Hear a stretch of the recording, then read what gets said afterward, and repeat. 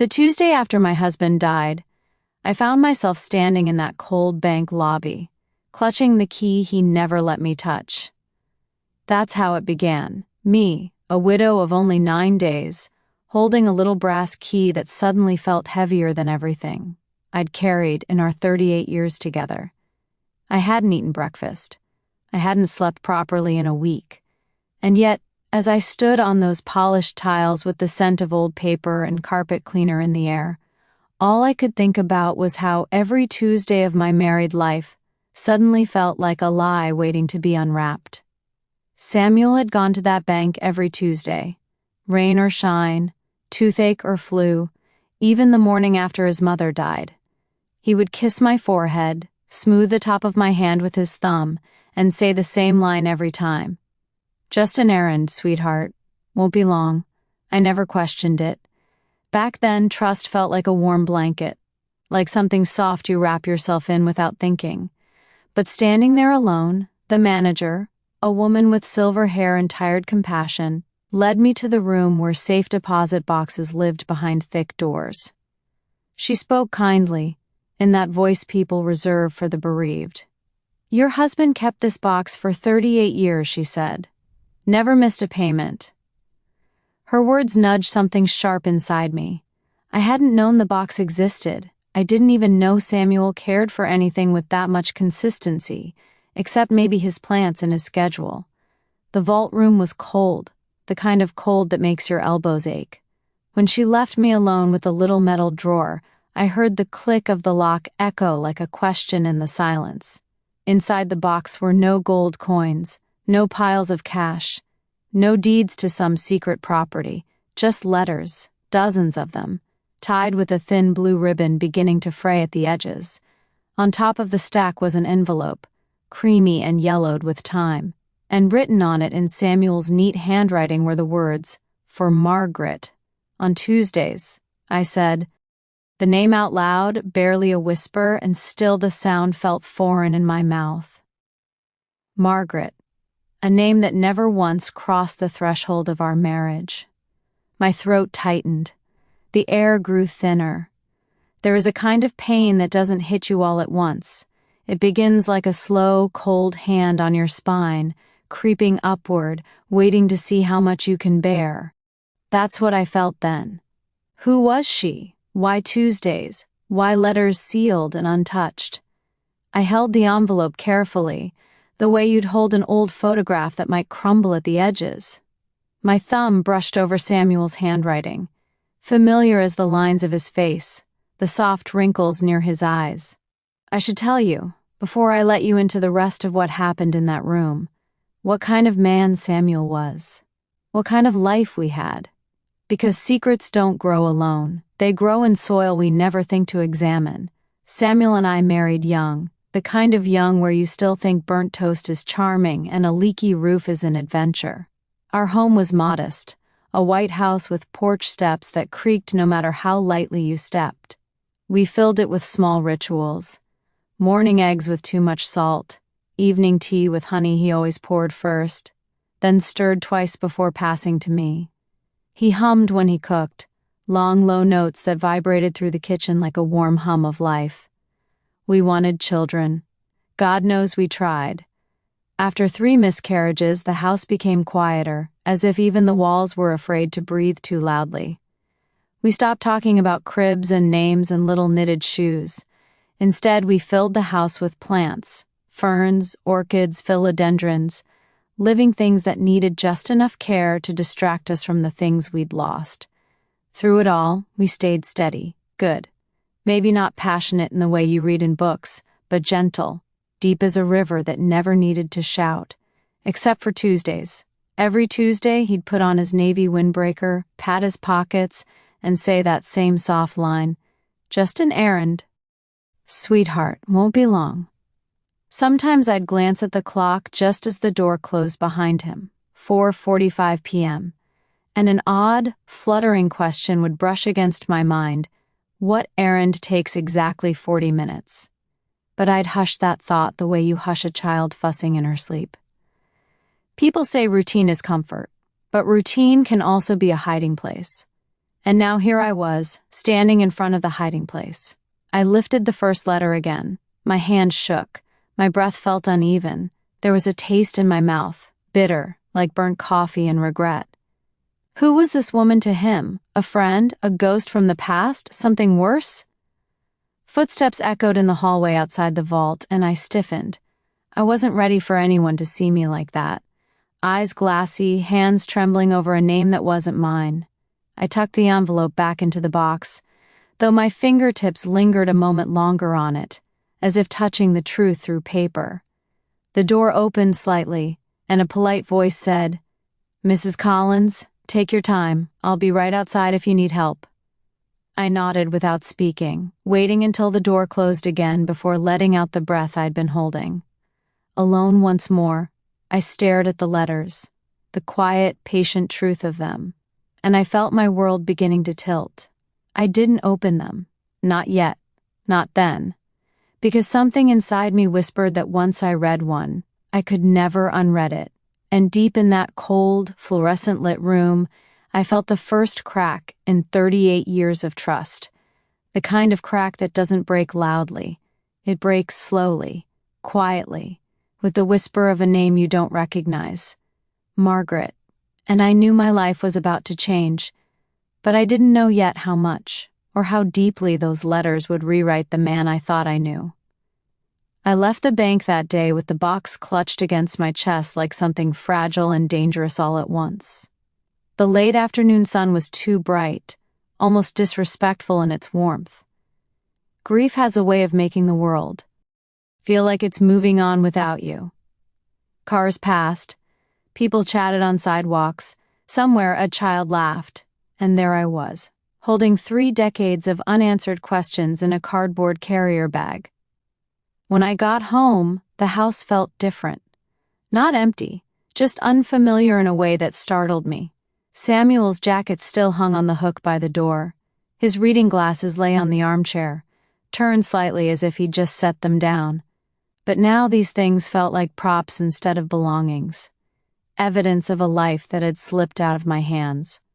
I set the box on the dining table, the wood beneath it cold from the morning air. I didn't open it. Not yet. I walked to the kitchen, filled the kettle, and set it on the stove. My hands moved by habit, but my mind felt like it was drifting in fog. When the kettle whistled, I didn't hear it at first. It was the smell of steam, metallic and sharp, that pulled me back. I poured the water, dipped the tea bag, watched the color bloom out into the cup. That tiny swirl, that reddish-brown ripple, felt steadier than my own breath. I sat down across from the box. The ribbon, once blue, now looked faint and dusty. The envelopes looked older than time itself. My fingers moved toward them, then stopped. Instead, I whispered into the quiet of the room, "Samuel, what did you do?" It wasn't an accusation. Not yet. Just a question spoken aloud because silence is sometimes too heavy to carry alone.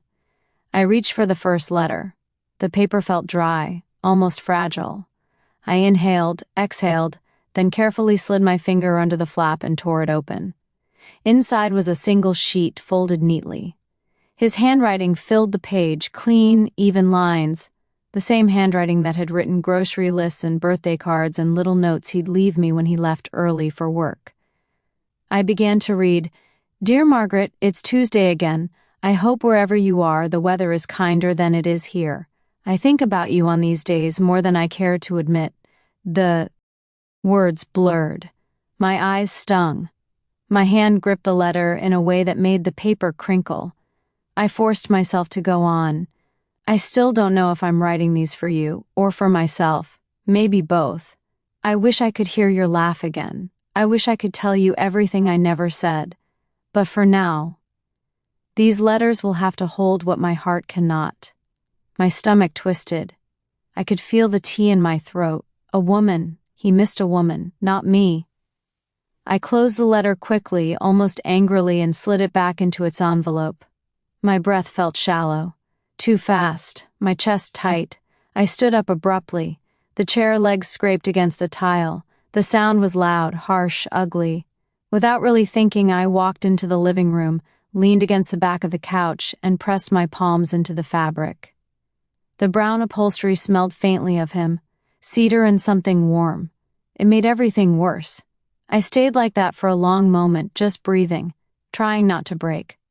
After several minutes, I opened my eyes and walked back to the table. The second envelope was staring at me like an invitation I didn't want but couldn't ignore.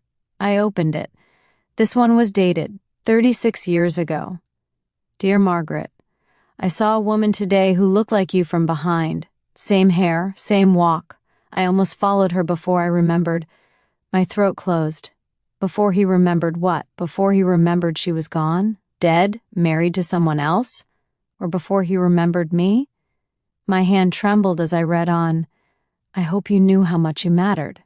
I hope you understood that losing you didn't make me stop loving you. It only made me quieter about it. I dropped the letter onto the table like it had burned me. The room felt too small, my skin felt too tight. I pressed both hands to my face, trying to keep myself together. He loved her, not just fondly, not just once upon a time. He loved her in the long-lasting way, the kind that sits deep in a person's bones, the kind you write letters about every Tuesday for nearly 4 decades. I whispered, how could you? How could you keep this from me? But anger didn't come, not fully. What came instead was a deep, aching sadness that settled behind my ribs. I felt foolish, naive, like someone who had walked into a story halfway through without knowing the first chapter existed. My tears came slowly, soft at first, then steady. I sank into the dining chair and let them fall. The letters blurred through, the water in my eyes. When I finally wiped my face with the back of my sleeve, the room had grown darker. The sun was low now, throwing long stripes of golden shadow across the table. I reached for the next envelope, and the next, and the next. Every letter was the same. A conversation with a woman named Margaret, a memory, a longing, a quiet devotion that had never dimmed. He wrote about her smile, her stubbornness, her kindness, her absence. Some letters were short, some were paragraphs. But every single one carried the same ache. By the 7th or 8th letter, I had stopped crying. I just sat there, numb, letting the truth settle inside me like a stone. My husband had loved another woman, deeply, quietly, faithfully even. Every Tuesday he visited the bank, not to send the letters, not to mail them, but simply to keep them, to preserve a love he could never let go of. He kept them sealed, untouched, unsent, a private devotion, a museum of a past I never knew existed. As the last trace of sunlight left the room, I whispered the only question that made sense. Who were you, Margaret? And more importantly, who was my husband, really?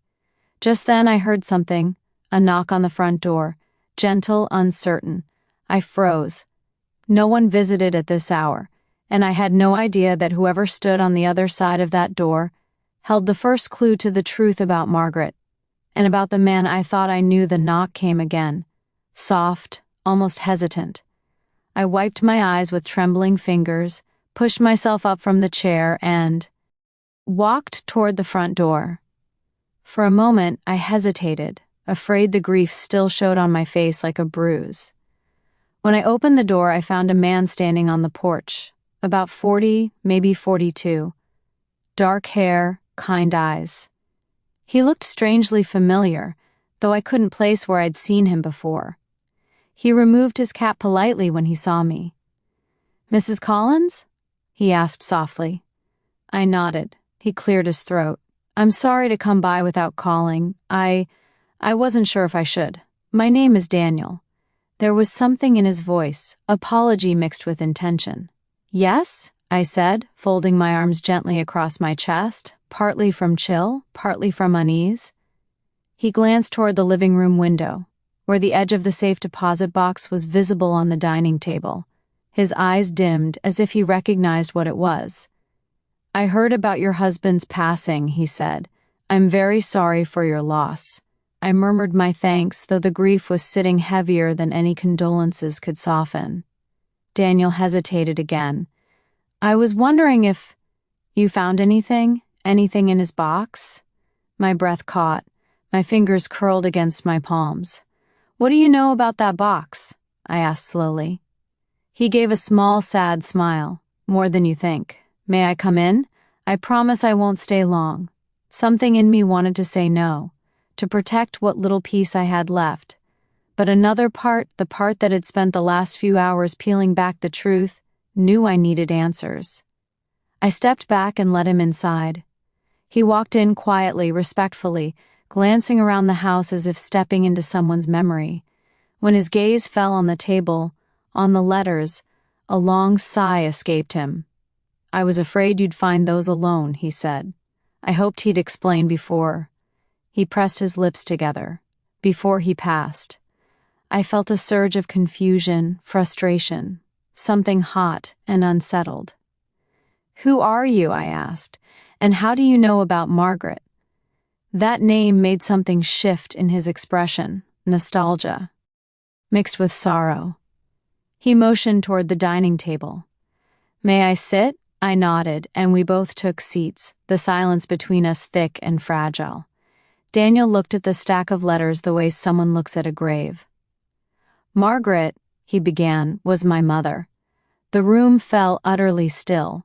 I stared at him, my breath stuck somewhere between a gasp and disbelief.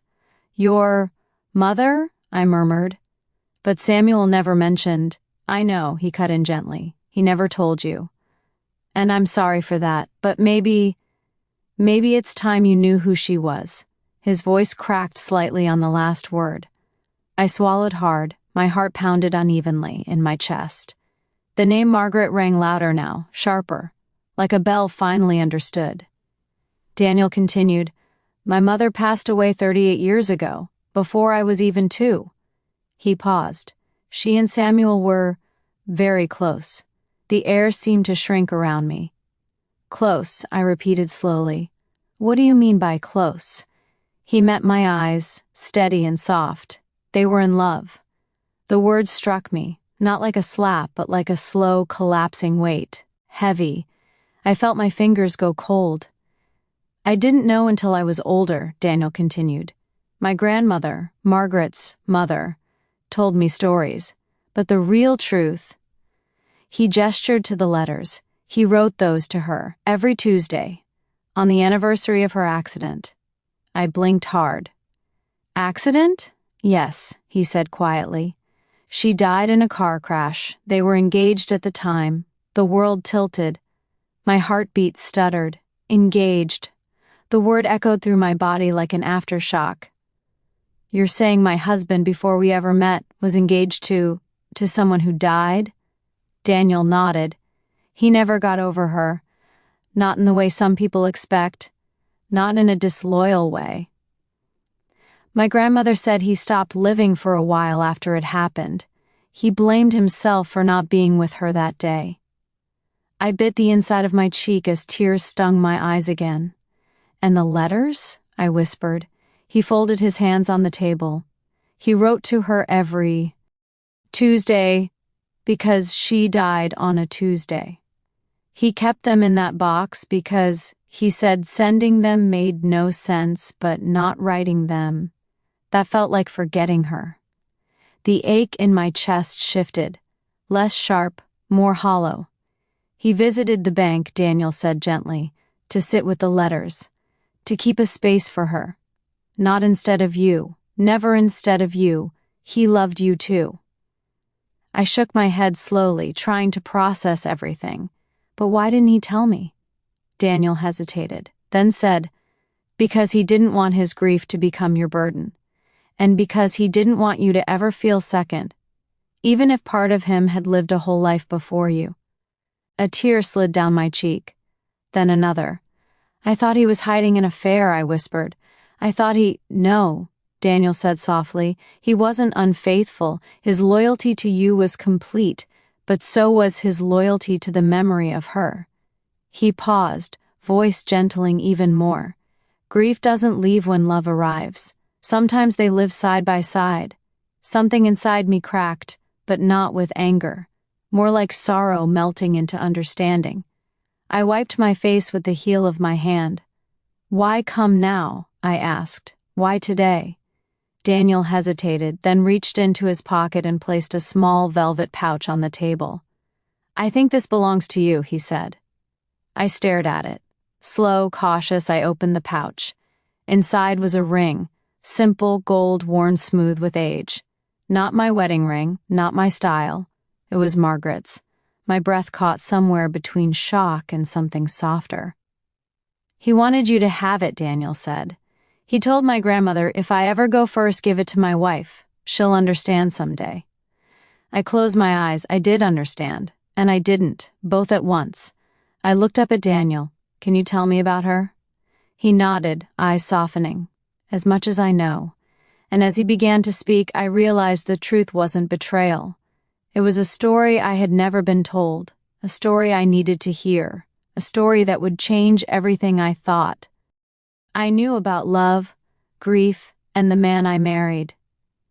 Daniel spoke quietly, almost reverently, and I listened as though I could inhale the story straight into my lungs. He told me about Margaret, how she had a laugh that could fill a room, how she loved the rain, how she could make even the simplest garden bloom with her touch. How Samuel met her at a community dance when they were barely 20, and how he fell in love so deeply it became a part of him, like breathing. She was everything to him, Daniel said. When she died, he disappeared for months. He wouldn't talk to anyone. He barely ate. Your husband, my father, he carried that grief quietly. Then when he met you, he loved again, but never erased her from his heart. He just learned to carry two loves at once, one that was gone and one that was present. I closed my eyes and felt the weight of it. 38 years of Tuesdays, 38 years of letters, 38 years of a love he had hidden in silence, not because he wanted to hurt me, but because he thought that protecting me from it was an act of care. Do you know how I found out he wrote to her every week? Daniel asked, his voice breaking a little. I was sorting through her old belongings, her photos and letters, when I realized some of her letters were missing. They matched the dates of the letters in that box. I put it together after he died. I swallowed hard, my throat dry. So, all this time it wasn't a betrayal? No, he said softly, leaning forward. It was love, a love that survived death. But it didn't replace you. He told me once he married you because he wanted someone to share life with. But Margaret, she was the memory he couldn't let die. I sat back in my chair and let that sink in. The anger I had felt, the fear, the suspicion, they all began to dissolve, leaving behind a hollow ache that was somehow gentler. Not the raw stab of betrayal, but the bittersweet sting of knowing how deep someone's heart could go and how much one could carry without speaking a word. I looked at the letters again. The way he had written them, every Tuesday, keeping the memory alive, preserving her in ink, made me realize something. Samuel had not been hiding something from me to deceive me. He had been holding onto a grief so large that he thought it could not coexist with our life. And yet it had. Somehow, silently, faithfully, it had. I picked up one of the letters, not to read it this time, but to feel it in my hands. The paper was fragile, like old skin, and I could see the care in every word he wrote. My fingers traced the lines of his handwriting, the loops and curls I had loved for decades. I whispered, I understand, Samuel. I understand now. Daniel watched me, his expression tender. He would have wanted you to know, eventually. Not to hurt you, but to share the truth. He wanted you to see his heart, all of it. I nodded slowly, a quiet tear sliding down my cheek. I think I'm glad I found this, I admitted, even if it hurt at first, because now I know him, all of him. Not just the part I lived with, but the part he carried quietly for Margaret too. Daniel smiled faintly. That's why I came. I wanted you to know the truth before anyone else speculated. He deserved that. You deserved that. I looked at him and then at the box. 38 years of devotion, both to the past and to the present. It felt almost holy in a way. A testament to the complexity of love, to the endurance of memory, and to the quiet choices people make every day in the name of loyalty. "Do you want these letters back?" I asked Daniel. "Or should I keep them?" He shook his head. "He would want you to keep them. To remember that he loved deeply, that he honored the past, but that he chose life with you every single day." I closed the box slowly, my fingers lingering over the ribbon. I had imagined the contents of this box as a betrayal, as something ugly and dishonest. But the truth was far more complicated, far more human, far more beautiful in a quiet, aching way. "Thank you," I said softly, "for coming here, for helping me understand." Daniel nodded. "It's the least I could do. He was a good man. You were a good wife. And in the end, love, real love, finds a way to honor both." I poured us each a cup of tea, and we sat in silence for a while. Not an awkward silence, but a reflective one, where grief, love, and understanding mingled in the quiet hum of the house. The kettle hissed, the steam curling into the air, the aroma of tea filling the room like a gentle memory. Finally, Daniel stood. "I should go," he said. "But I'm glad you know the truth, and I think Samuel would want you to find peace." I walked him to the door. "You've given me more than you know," I said. "I'll treasure this understanding. I'll treasure him." He nodded, a faint smile lingering on his lips. "Goodbye, Mrs. Collins. Take care of yourself." As the door closed, I leaned against it for a moment, feeling the quiet settle around me. I went back to the dining table and looked at the letters once more. 38 years of Tuesdays, of love preserved in ink. I realized that my anger had turned to something softer. Not forgiveness exactly, more like acceptance. Acceptance of a man who could love completely, who could grieve deeply, who could balance the memory of a lost love with the life he had built with me.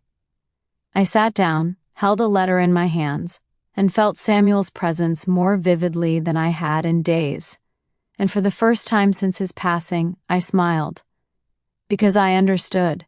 I understood that love isn't always simple, that grief and devotion can live side by side, that a life shared doesn't mean a heart isn't.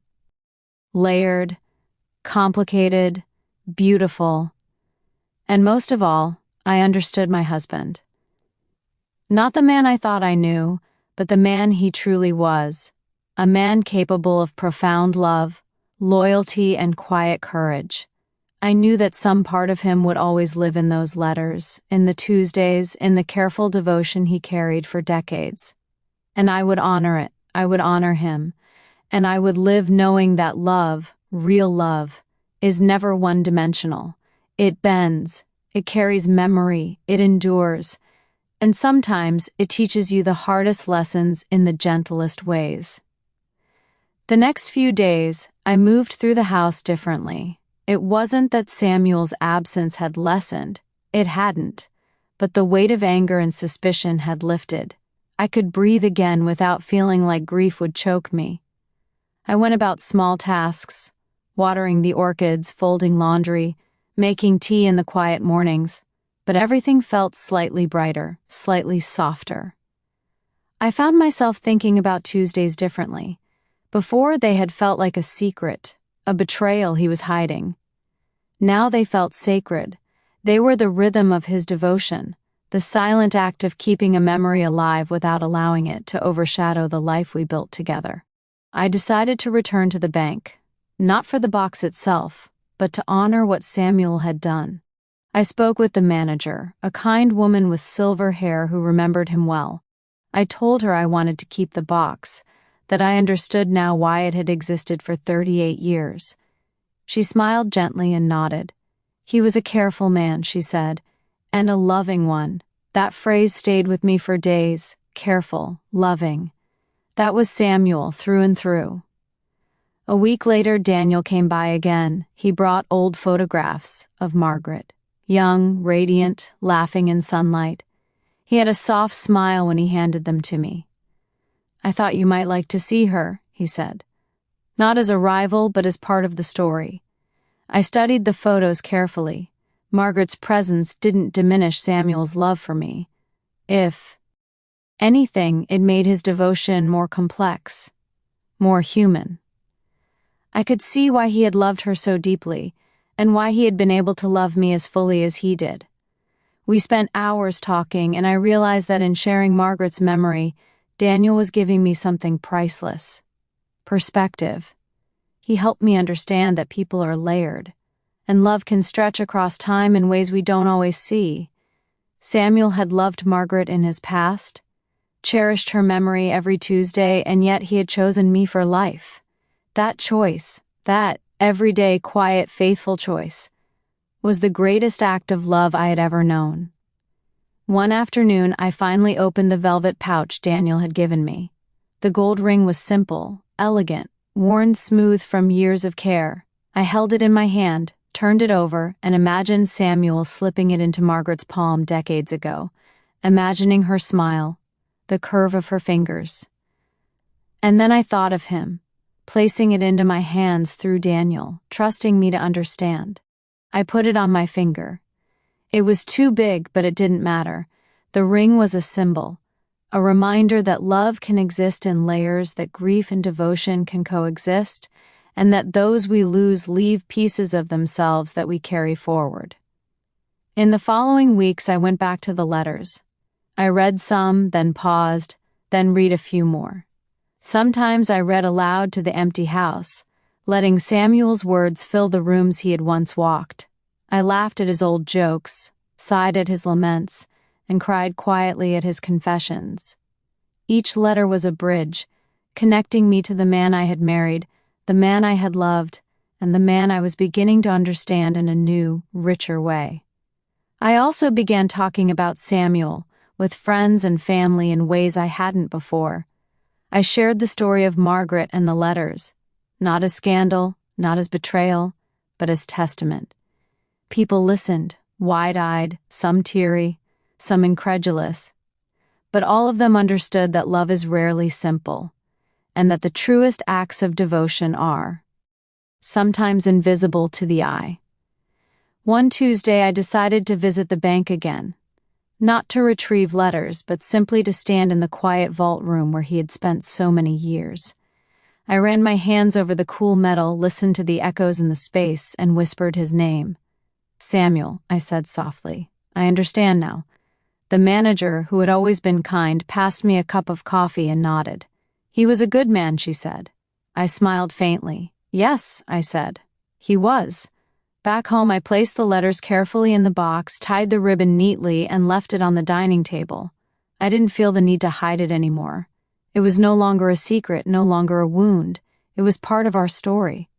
A story of love, of grief, of devotion, and of the extraordinary way one person can love two lives at once without diminishing either. And as I moved through my days, I found myself smiling more. I cooked Samuel's favorite meals, spoke to his memory as if he were in the room, and even sang softly when I thought of him in the garden. Life had returned, not as it was before, but as something deeper, richer, and more compassionate. Sometimes I catch myself thinking about Tuesdays and smiling, a quiet acknowledgement of the life Samuel lived, the love he carried, and the person I became through knowing him so completely. There is beauty in that. Even in grief there is beauty. Even in loss there is love. I realized that I could forgive the past, not because I was weak, but because I was strong enough to see the truth. The truth that love, in all its forms, is never wrong. And that understanding, patience, and empathy are the most powerful legacies we can leave behind. Sometimes I take the letters down from the box and read a few, letting Samuel's voice fill the quiet house. I laugh at his humor, I sigh at his regrets, and I cry at his tender, enduring devotion. And I think, finally, I understand him. Not just the husband I lived with, but the man who loved fully, both the past and the present. And in that understanding, I find peace. Weeks turned into months, and the house no longer felt like a place haunted by absence. It felt alive with memory, warmth, and quiet laughter that only I could hear. Every Tuesday, I would make tea, sit at the dining table and read a letter or two. Sometimes I read them aloud, sometimes I just held them, letting Samuel's words wash over me like a gentle tide. I began to notice little things I had never truly appreciated before. The way the sunlight streamed through the kitchen window in the morning, how the smell of fresh bread reminded me of the loaves he used to bring home on Saturdays, the faint scratch of his pen on paper in my imagination. They were reminders not of loss, but of love, the kind that doesn't vanish even when the person who inspired it is gone. Daniel came by occasionally, bringing more photos or stories he had uncovered about his mother. He never imposed, he simply offered glimpses into the past so I could understand Samuel's history. Over time, I realized that these visits weren't just about sharing stories. They were about bridging generations, connecting a man who had loved deeply to the family that still carried pieces of that love forward. One afternoon, while sorting the letters, I found one that had been folded differently than the others. I opened it carefully and read, "Dear Margaret, today I realize that loving again does not erase the love we lost. Life has given me a new path, and I walk it gladly because it brought me Margaret's memory and it brought me a woman named Margaret Collins. She will be my joy, my companion, my partner in the ordinary and extraordinary alike. And yet I will never forget you, for you were my first love and my deepest sorrow. I carry you with me always." I set the letter down and closed my eyes. I could almost hear Samuel's voice in the quiet room, steady, gentle, full of the weight of everything he had carried. And in that moment, I understood more than ever before. He had never truly chosen between us. He had simply expanded his heart to hold both, an impossible task, but one he did with honesty and integrity. That evening, I lit a small candle on the windowsill and watched the flame dance. I thought of Samuel and Margaret both. I thought of how love can survive death, how memory can preserve the people we've lost, and how the living can learn to embrace the fullness of someone's life, not just the part we knew.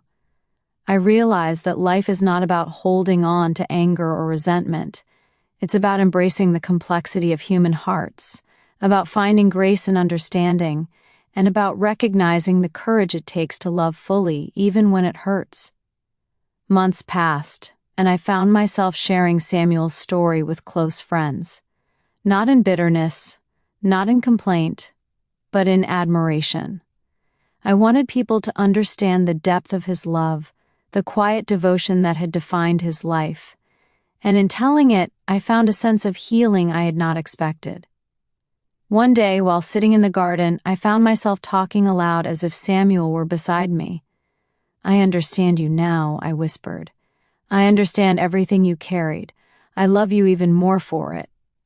The wind rustled through the trees, and for a moment, it felt like he was listening. And somehow, that was enough. I continued to live my days, honoring both the past and the present. I kept the letters not as reminders of loss, but as symbols of enduring love.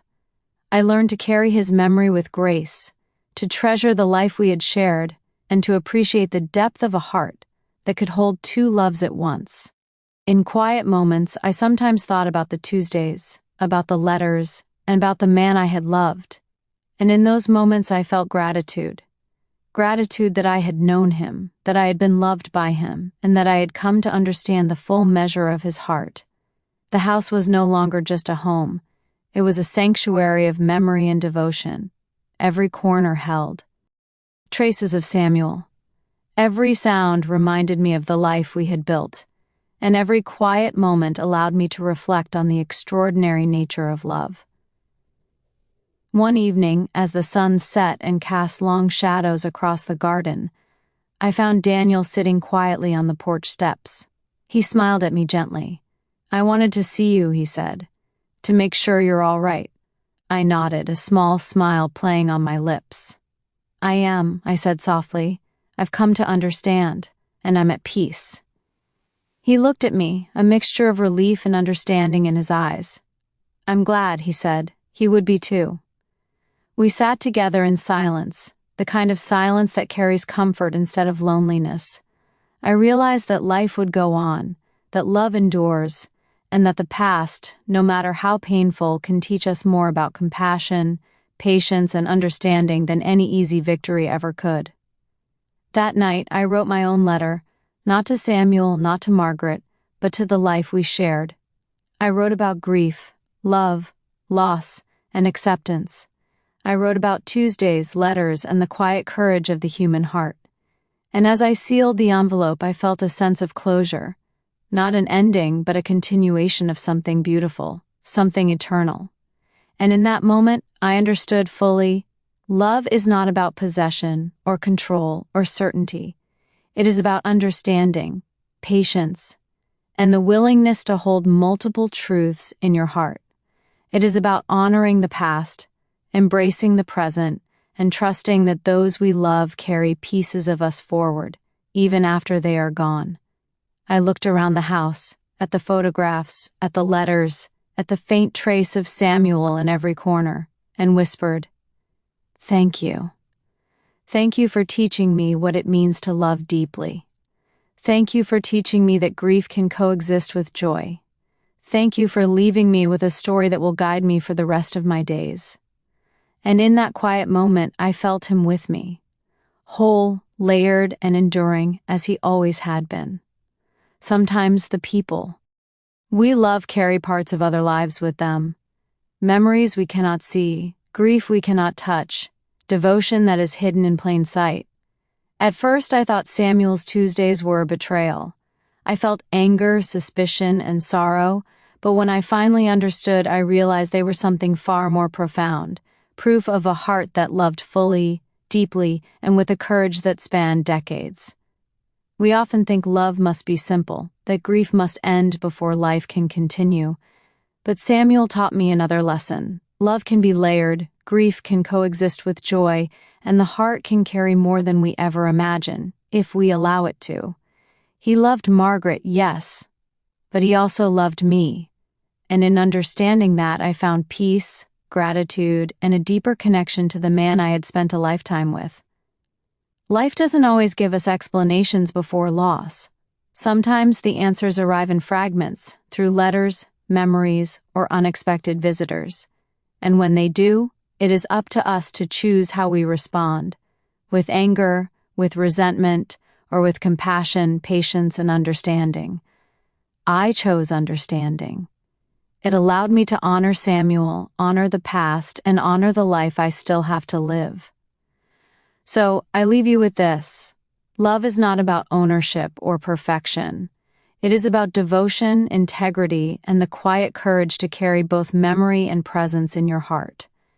And sometimes the most important acts of love are the ones we never see, the ones that wait in silence for decades, teaching us about patience, forgiveness, and the beauty of a layered heart. Would you have understood him, as I did? Would you have found peace in his choices? Tell me in the comments. Because sometimes sharing these stories reminds us that love, in all its forms, is never simple, but always worth holding on to.